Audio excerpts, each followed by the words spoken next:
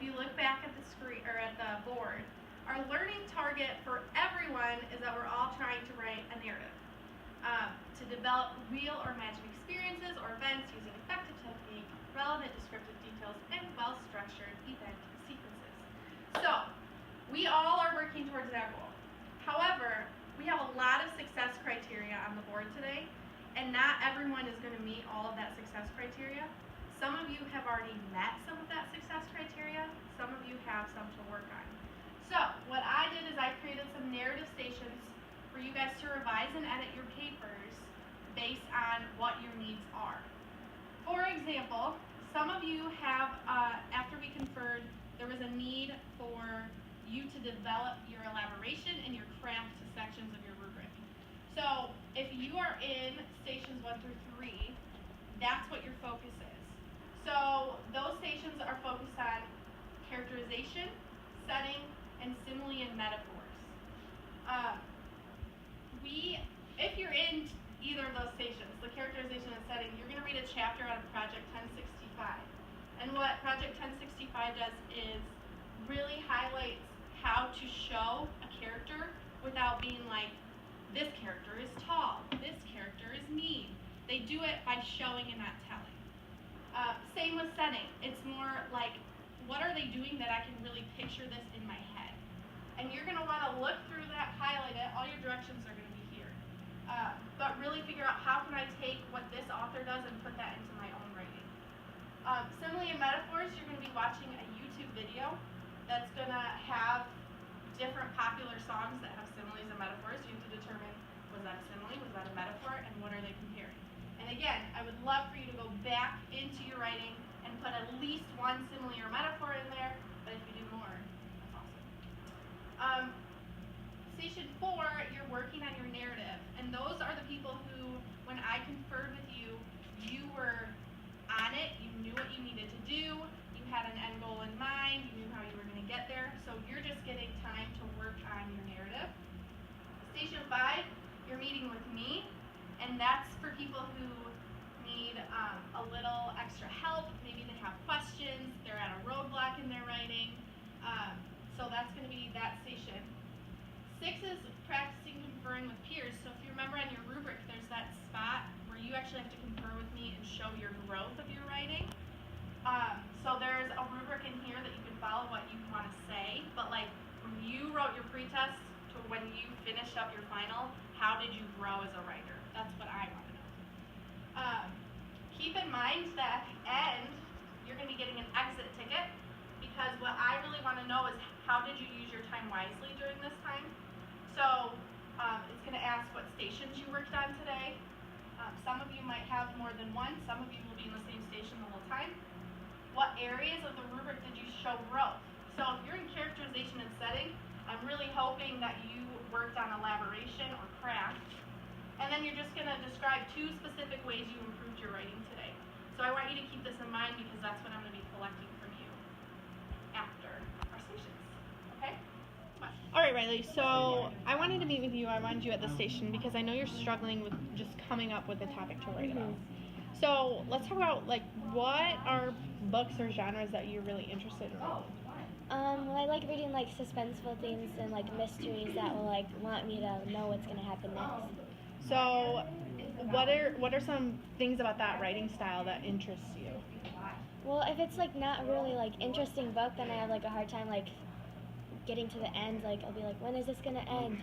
But then if it's, like, a good book, like, I read the Selection series, and I always wanted to know, like, what's going to happen next, or, like, what's, like, Prince next I'm going to do. Okay, so it's kind of that cliffhanger idea of, like, I have to know how it ends. Mm-hmm. So we could definitely do that with your writing. And even if you took our pre-write draft that we did about the letter, signing the letter and his future, like, you could take that in so many ways that could be really suspenseful. What kind of characters do you think you would want in your writing? I don't know, like, I would have characters that are, like, really good, like, that, like, want to do, like, good things and, like, want everything The right to be, thing. Yeah. Okay. And then I would have, like, a character that would, like, maybe want to, like, not do, like, something good, and then the other character, like the lesson would be like, well, you have to do like the right thing, and then the good character would like teach the bad character how to like be a good person. So like a good versus evil Yeah. situation. Okay. So really what we need to come up with then is what's your conflict? What do you think would be something interesting to write about? Like what I like first thought of was like maybe going to like the mall and then one person wanna like stealing something, but then the other person like no, can't do that because, and then they would explain like you gotta be a good person. So like a shoplifting tale. Yeah. That could maybe have like a police chase or Yeah. like them freaking out and realizing what they've done is wrong and they're running but the police are coming after them, or Yeah. that could be sounds really fun to interesting, write about. yeah. Okay, so why don't you start with that? Why don't you just get all your thoughts out and then we can kind of revise it and tweak it a little bit. Okay.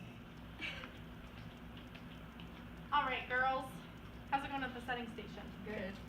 Why did you want to work on setting today, or why was that beneficial to you?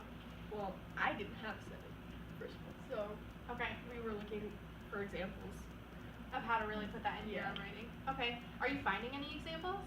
Yeah, when we were reading, we found this example. There were a few pieces of furniture worn, looking upholstered chairs, scuffed end tables, a once rug whose color was faded to a kind of rust brown. Good. So how does that show setting? Like the description of the furniture. It's like destroyed.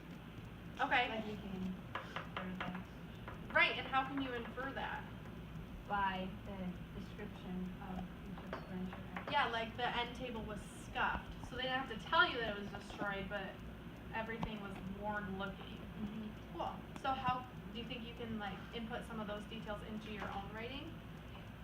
Instead of just like saying we are at a park, you could describe a park Yeah.